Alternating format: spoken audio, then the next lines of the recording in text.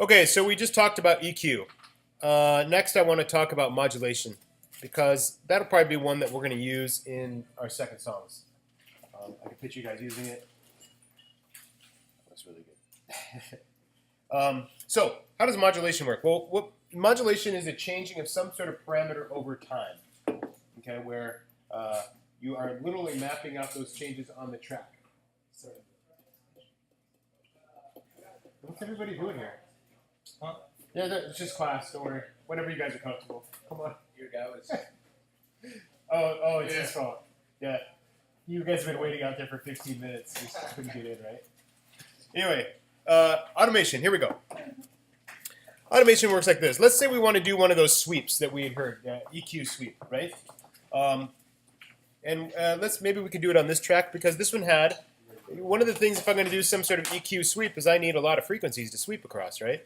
And when we looked at those tracks, if you remember, this slippery hook bass had quite a bit of frequency response across it, right? So I might be able to take this parametric EQ here, if I can thin it down in bandwidth. I can hear it quite as much as I wanted. Oops.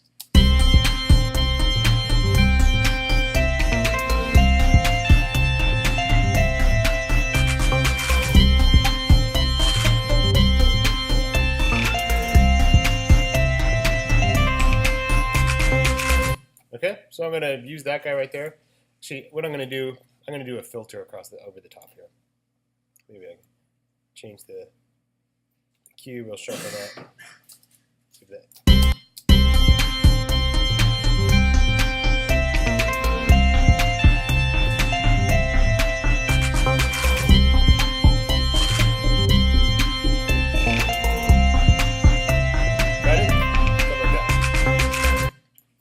Okay, so what I'm going to do is I'm going to go into the track,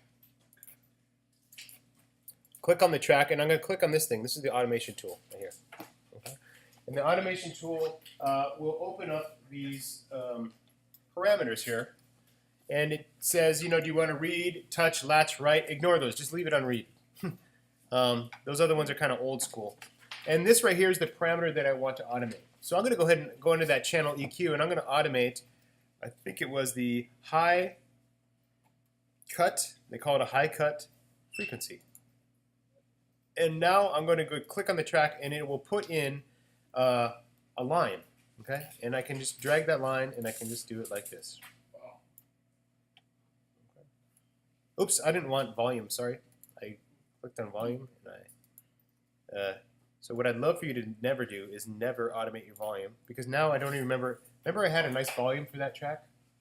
Yeah, I didn't remember what it was. What about Control Z? Is it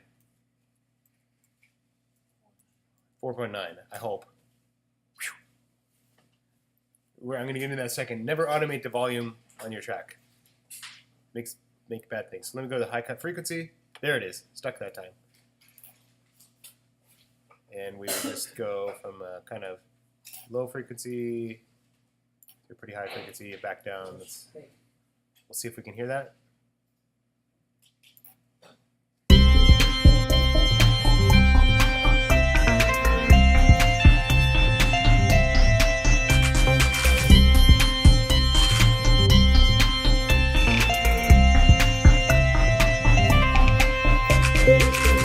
That make sense?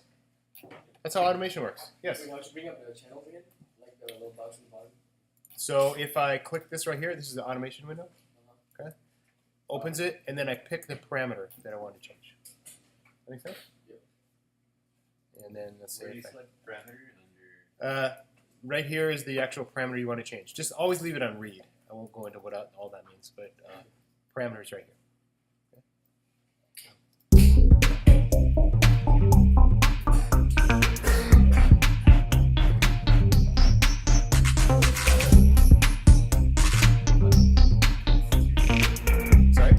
Which one is it again? So I just click this right here, and then I just go in and I pick the parameter. I'm going to say never do your volume. I'm going to explain why in just a second.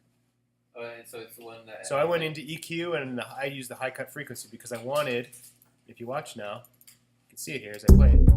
It's moving automatically, right?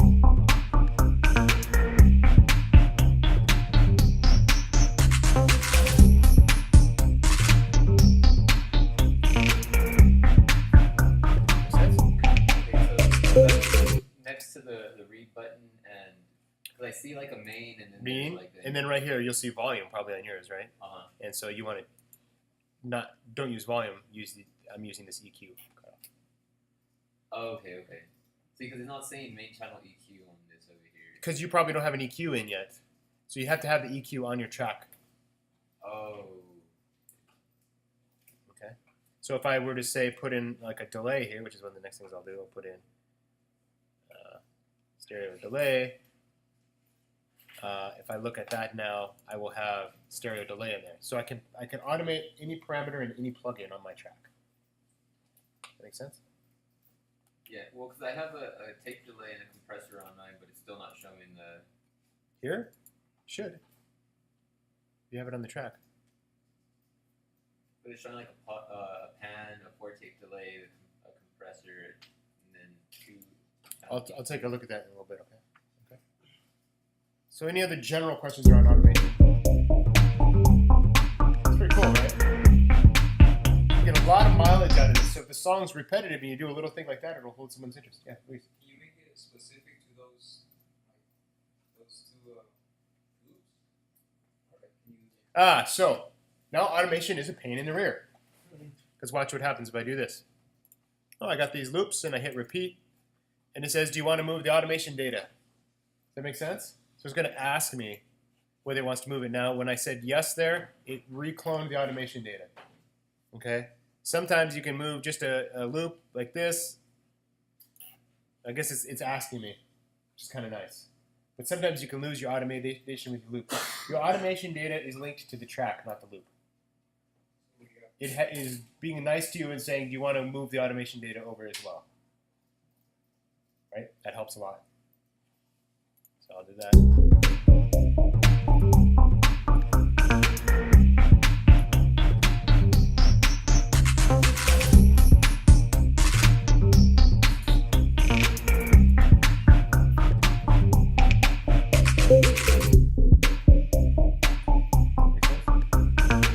Okay.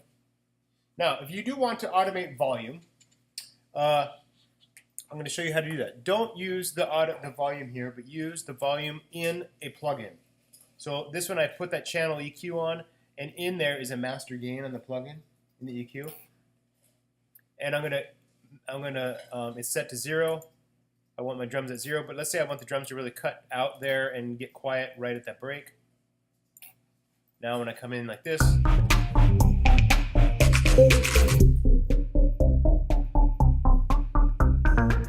drums will come back slowly. Make sense? So I used the master gain on an EQ. I did not use the volume on the track. So if I want to see that moving, I see that my drums, this is not moving, this fader is not moving. But if I go into the EQ, I see nothing. Oh wait, because I haven't hit it yet. Okay. This should move right here.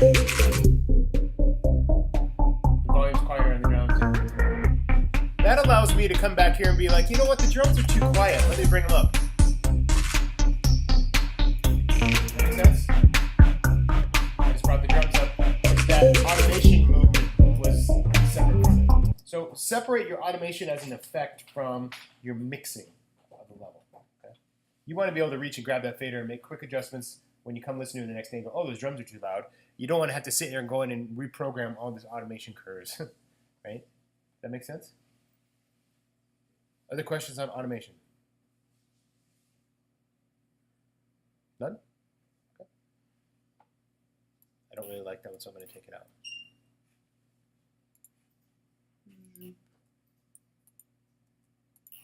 There we go. All right. Next thing, echo or delay means playing another version of the sound that just went through a little bit afterwards. It sounds like an echo, right? Pretty basic. You have lots of echoes like you do in this room. It sounds like reverb. So reverb is a lush wash of echoes. Delay is distinct echoes that are separate. That makes sense? You put a lot of reverb on something, it'll sound further away because it'll sound like they're moving into the reverberant field within an acoustic space. So the more of it, the further back that person will sound, the more reverb. The more echo, the bigger the space they're in will sound. Okay? It doesn't necessarily mean that echo doesn't make someone sound like they're going further away necessarily, because they could be very close to you and they scream and it hits the canyon wall and bounces back, right? So delay has a less sense of putting someone in the background, but does have a sense of creating a bigger space. So I'm going to go in on the slippery hook bass here, and we're just going to add a little echo to it. I'm going to hide the automations. I don't have to see it. It'll keep playing. And the one I picked was stereo delay. Okay, so I added in a stereo delay right here.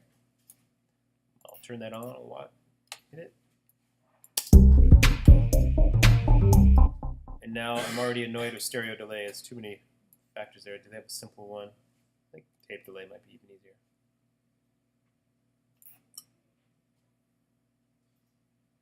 Yeah, we'll try this one. Okay. So delay has, I thought there was a really simple delay that they had now had in here. Maybe I'm just missing it. Maybe it's just echo. Let me see here. There it is. This is the simplest one. Okay.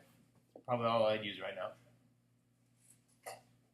Delay has a couple parameters to it. One is how long the delay is, or the echo, how many times it echoes, and how much of it there is.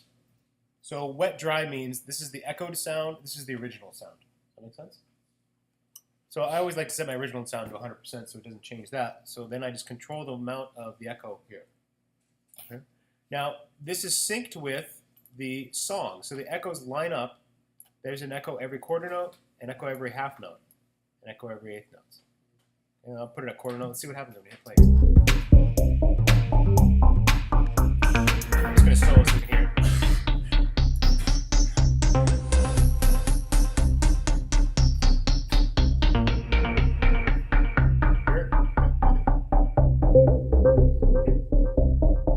Make sense? I can do a longer echo.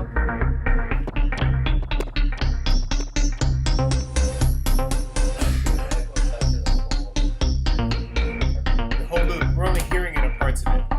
So part of the problem is echo can only be heard when a loop has good attack and start and stop, right? My loops are a little problematic for it because this bagpipe keeps going and this keeps repeating over and over and over. It's too much, right? So let me show you how if I wanted to bring out the echo, and this is what I was talking about, if you have a bunch of stuff playing, you can't have a bunch of effects. So if we want to have that echo, sense of echo, I have to, oh my God, just please give me a loop. Oh. Not playing nice with this big cursor.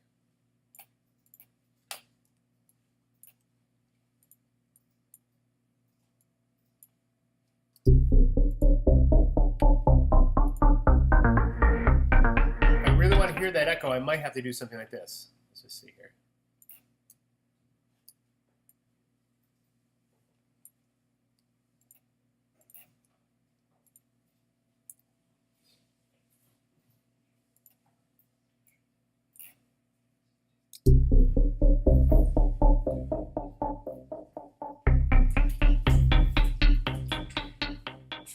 Okay. Now we can actually hear it. So let me get back into that echo. Echo also being affected by the Automation? yeah. No, so what's happening is the EQ is coming first and then the echo. So the echo is happening after that EQ already goes on it. Make sense? This is called post and this is called pre. So the EQ is before, pre the echo is post or after. So let me I'll show you. We turn the wetness down. No echo. Right? Turn it up. Lots of it. If I turn the feedback down, it echoes once. One time. If I shorten it, it echoes faster. I'll go down to eighth notes. Right? I mean, you could do a whole song with this, right? Make it really long, it's gonna go forever.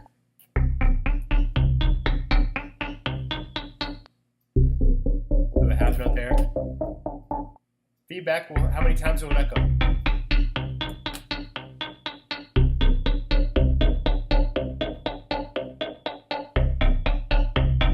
Now, if I wanted to modulate those echoes, I'd have to put another EQ after it. Or have some sweeping in that.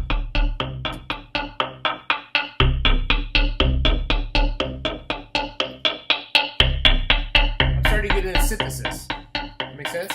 This is where I make these bold maneuvers with my plugins. Okay? But look at all that space I have to do it. And even there, this one's a little repetitive for it, right? I might be overdoing it slightly here. But maybe not, if I have a simple drum beat under it.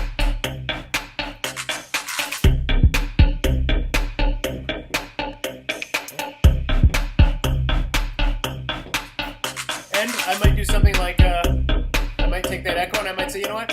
I want to automate that. So I've got my, go into the echo, and I'm going to say, how much of the wet? And so I'm going to have quite a bit of wet just in that little part, but before that, almost no echo.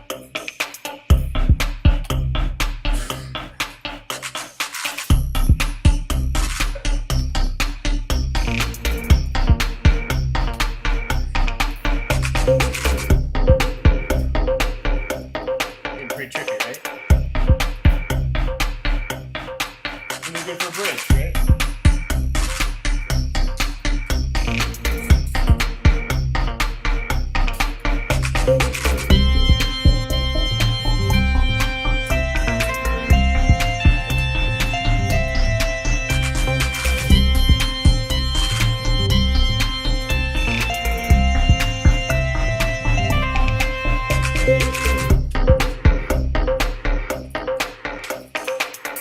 Got it?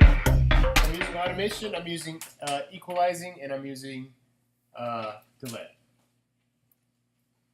Another thing we can use, reverb. See if we can find a. God, this just does not want to go. There we go. Reverb will cause it to sound like it's in an acoustic space. So let me just add a little reverb here. And they've made the reverbs a little more complicated. The hardest thing is to find a very simple. That's pretty simple. We turn the modulation off. Reverb works in a similar way. We have the dry signal. We have the echoed signal. Or the wet signal. Okay? So if I want more reverb, I turn the wet signal up. Okay? I also have how long the reverb will last, the time. And then I have the reflectivity or the lushness of the reverb within it. Right? I crank these up.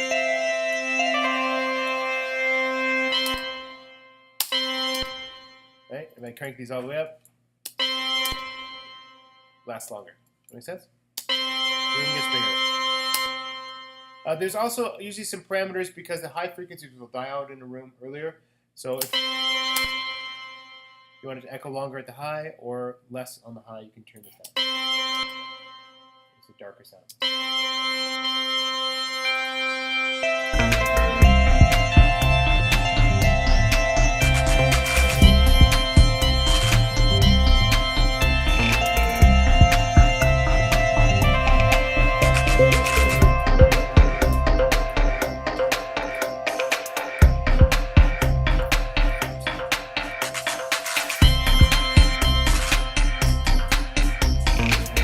And then I start building my song, of course, right? Doing it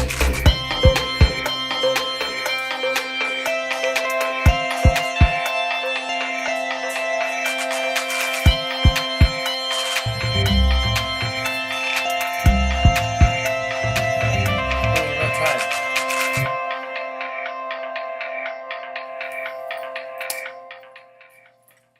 A lot of effects there. That's reverb and delay. You have wet, dry. You have in the delay, you have the length of the delay, and then the feedback is how many times it delays. In reverb, you have the reverb time, and then the lushness of it, or the density of that. The reverb time. I can watch the delay, right? You can. Questions? Sounded kind of cool there, right? Yeah. So I can get a lot of mileage just out of those things. Yes. Would the echo like conflict with the original song? It does. It totally conflicts with it. Okay. It's all over it, right? Making a big old mess. I have to decide how much of that I want, right? A lot of times they'll do echo, like echo come in just like this. You might come in and automate just the last note. So I might come in and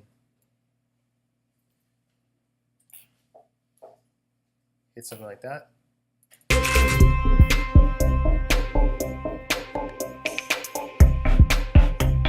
And then I might do the same thing here, right? Just get those last two notes.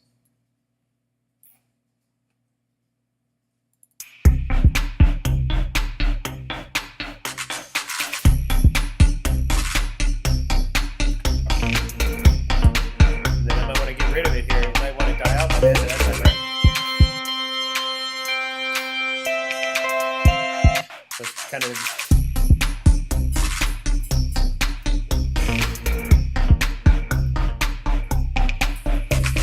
Then I can do something. I can even automate the reverb, right?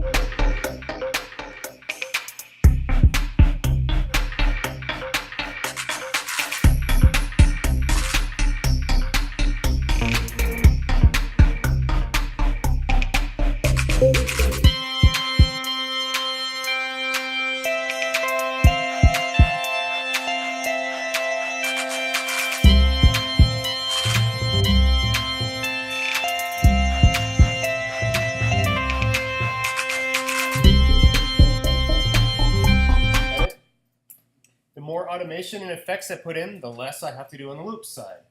You only get X number of things you can do in a song. Does that make sense? The ear can only handle so much information at a time. So if you're going to say, I want to do a lot of effects and modulation and automation, then you need to space out your loops and do less loops, less cutting and jarring around with loops, because you're going to have these more sweeping sounds. Okay? The things that will give you duration in your song are going to be that chord progression that we talked about last week in automation. Those are going to give you those long distance, those are like the long bombs in football, right? Whereas the loops and the individual cuts are more like you're just trying to get 3 or 4 yards to get the next first down. Right? Okay. So you want to have a mix of those two things. And as people learn less and less about music theory and they are leaning more and more towards automation and doing things with long swoops and delays and stuff like that for interest in their song. But don't go nuts. Don't say, I want to do, don't go nuts and fill out your song with all your cuts and edits and builds and all that stuff and then decide, you know what, now I want to do some automation. The way to do it is, I want to automate a sweeper that echo on this part, now let me build my loops around it. Your echo is as much of a loop as anything else, as much of as a integrated part of the song. It's not something you can add in afterwards. Does that make sense? So don't think of your effects as add-ons afterwards. There's a lot of thinking especially old school in the music industry, that, well, you write the song and then you get the artist and you record the song and then you mix the song. It's like, well, now the mixing and the writing are the same things, right? It's all just sound. If you want to have a lot of echo, you need to have a lot of space for it to be heard. And you heard that when there was too much echo in here, as Luis pointed out, it was interfering, wasn't it? And I got more mileage by turning it off until the last two notes. Okay. Questions then? Echo and delay. You can hear them clearly, right? And I might, I might have just a little bit of reverb on that. I might want to have just a little bit of reverb at the beginning. I see what I did. Automation is a great way to get confused too. No, not that much. Maybe.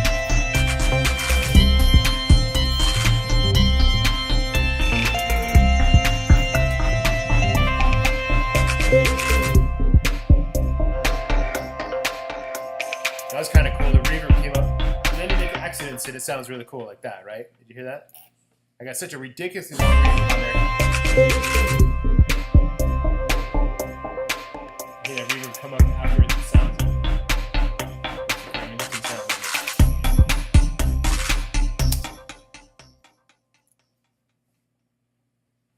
automation. Okay, last one I want to talk about today. What time we get out here, too? Yeah. Distortion. How does distortion work?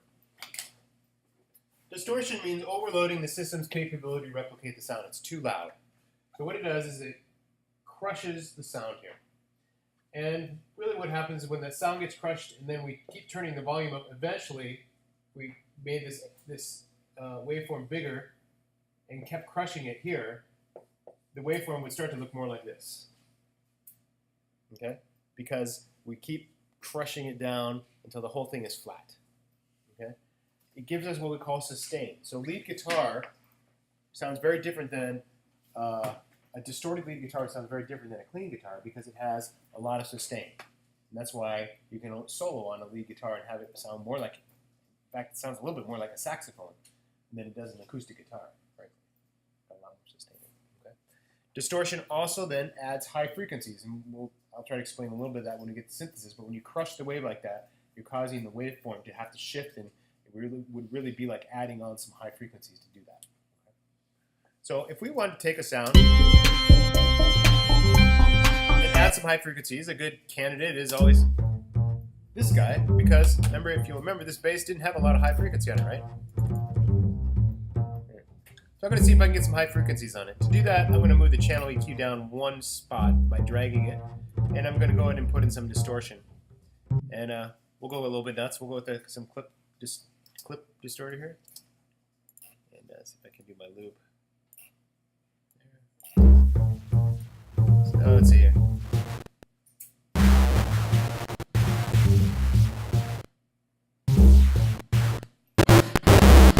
Might be a little bit much. I don't know. I don't even know how this thing works.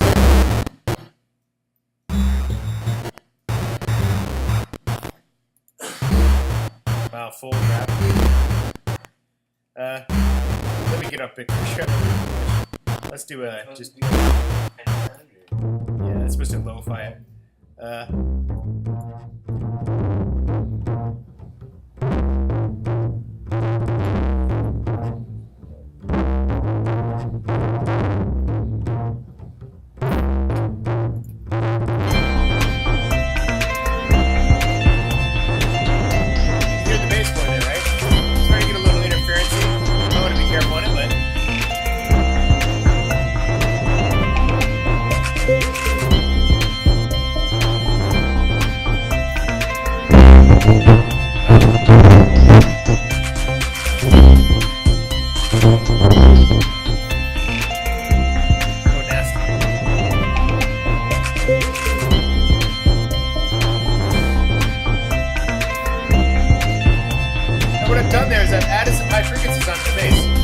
Here's the bass with the distortion on, and then watch when I turn up.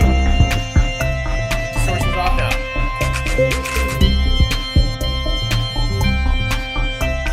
Back on.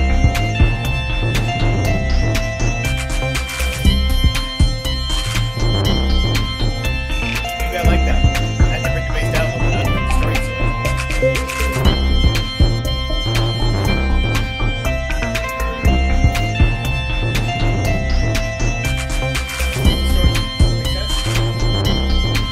Can't hear your bass,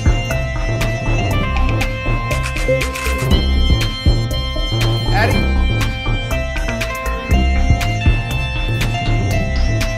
some distortion will allow you to hear it more on small speakers. That makes sense? So let's say if I took this to big speakers and that bass was way too loud now, but I still wanted to hear it here, by adding some distortion on the top of it, I can bring it out on these speakers without increasing the volume. That makes sense? Distortion is the way to do that.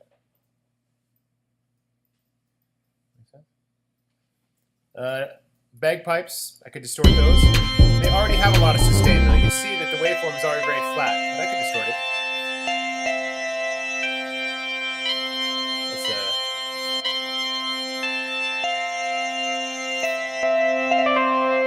I like that overdrive one. It just seems to make it louder. I'm not sure I hear much of a difference myself.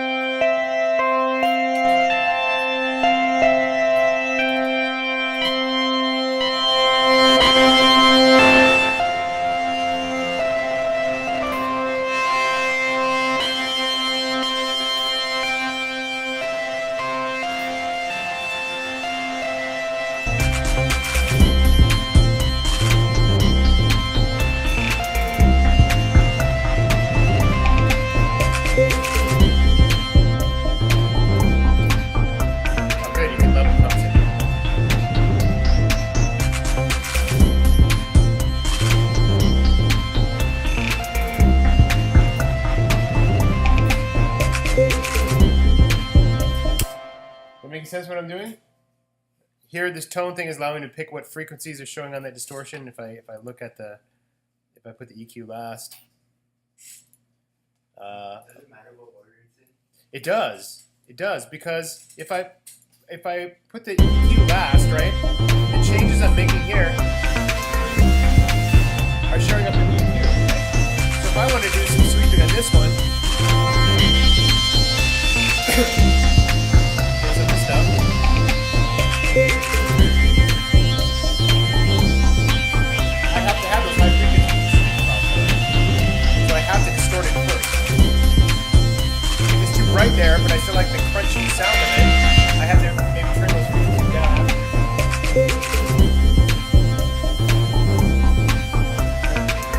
And you'll hear there, my song is sounding kind of nasty now, right? So I might turn that distortion down with the bass a little bit.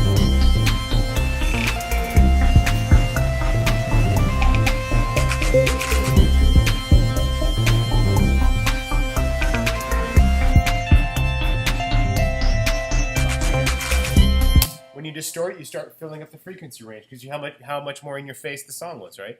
When I start doing this, it's in your face. Less acoustic space now.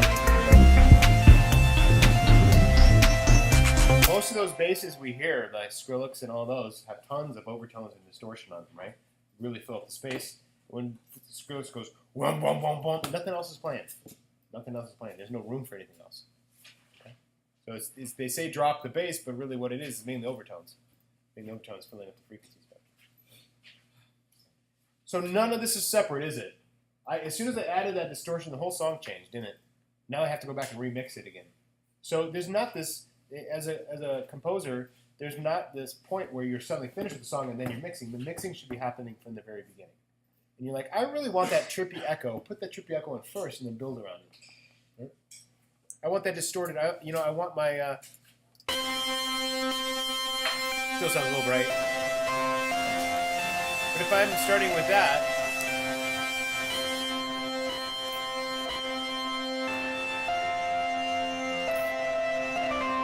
I need to start with that and then build my song around that, right? Because that's a different sound than this. Right? It's less piercing. But it's also a little distorted and grungy, right? You decide to turn it on.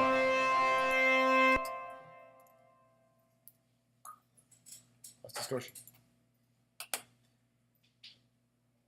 And I will get into compression and more modulation next class. Anything else you guys want to hear? That's a lot of stuff right there, right? Yeah. I mean, so you already said that there's like a specific order that you would want to put those things in when you're playing them to a loop or whatever. Specific order of putting the Like plugins in. Yeah. So what I was trying to point out is if I have this lead sound, simplify the screen a little bit here, that I'm playing.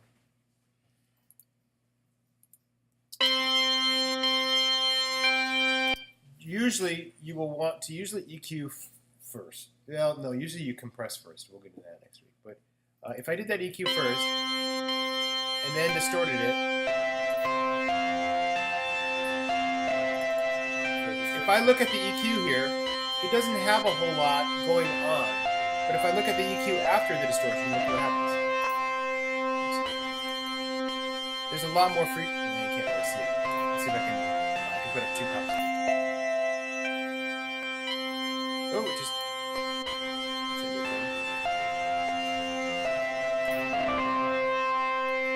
Just killed my. Guess you have to be careful not to drop your plugins on top of each other. There you go. So this is the EQ before the distortion. This is the EQ after the distortion. So I'll put the after down here. I don't have enough room on my screen to see them both. Okay, so there we go. Right? Now as I add distortion, watch what happens to the one after, right?